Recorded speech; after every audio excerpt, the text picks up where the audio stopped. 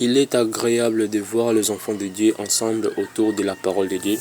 Cela rend le cœur joyeux et en retour, Dieu va apporter sa bénédiction pour notre engagement dans sa parole. Que Dieu vous bénisse abondamment et que la paix du Seigneur soit avec vous. Je suis très reconnaissant à Dieu Tout-Puissant pour cette opportunité de vous parler de sa part sur le sujet à qui vous donnez votre oreille. Nous sommes dans une ère où la technologie prend plus de place dans notre vie, avec les notifications permanentes qui perturbent parfois notre concentration. Et aujourd'hui, c'est plus facile de voyager partout dans le monde sans y être physiquement. C'est plus facile et simple d'apprendre quelque chose à faire chez une personne sur l'internet que physiquement. C'est plus facile et simple aujourd'hui d'apprendre une culture ou une religion d'un pays sans y être physiquement. Aujourd'hui, on trouve des codes d'affaires par-ci par-là, on trouve des codes de vie, de famille, des codes de relations amoureuses et autres.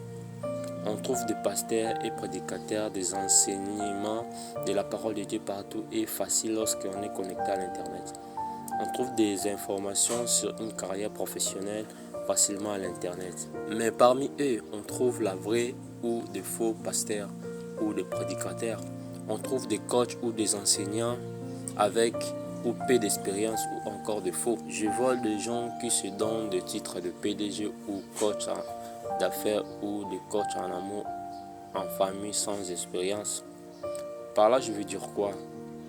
C'est que le monde d'aujourd'hui nous présente, ce n'est pas tous faux ni tous vrais. Mais ce qui est plus important, c'est avoir le discernement de choisir. Ne donnez pas votre oreille à n'importe qui.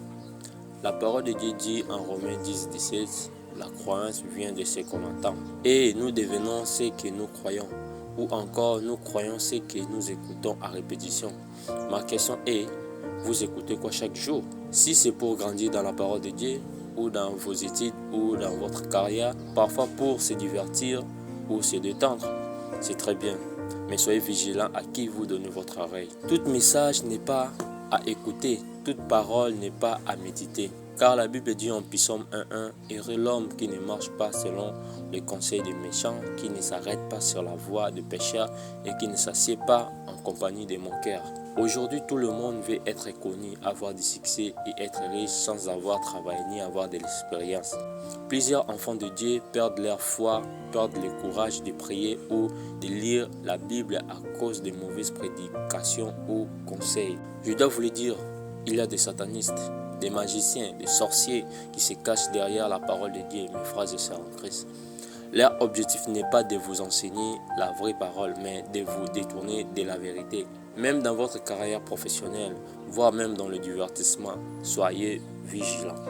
En 1 Pierre 5:8, soyons sobres, veillez, votre adversaire le diable rôde comme un lion rougissant cherchant qu'il dévorera. Veillez aux enfants même dans le dessin animé, la pratique magique ou les paroles démoniaques sont enseignées. Ce n'est pas simplement un dessin animé ou un simple film d'action ou la série télévisée. Et souvent on défend le mal sans savoir en disant lui il parle bien, lui il s'exprime bien, lui il parle avec courage et vivacité.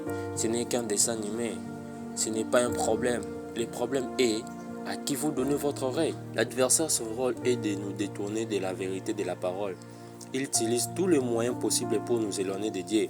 Car en Jean 10:10, le voleur ne vient que pour dérober, égorger et détruire. Moi, je suis venu afin que le brebis ait la vie et qu'il soit dans l'abondance. Je n'ai pas dit que vous ne devriez plus écouter ou regarder la télé ou encore suivre d'autres conseils. Non. C'est important de suivre, de les écouter. On peut tirer de bons conseils sur la vie et sur notre carrière. Mais par-dessus tout, la parole de Dieu doit habiter richement en nous pour discerner le vrai et le faux, pour marquer la différence et vivre une vie d'abondance. Prions.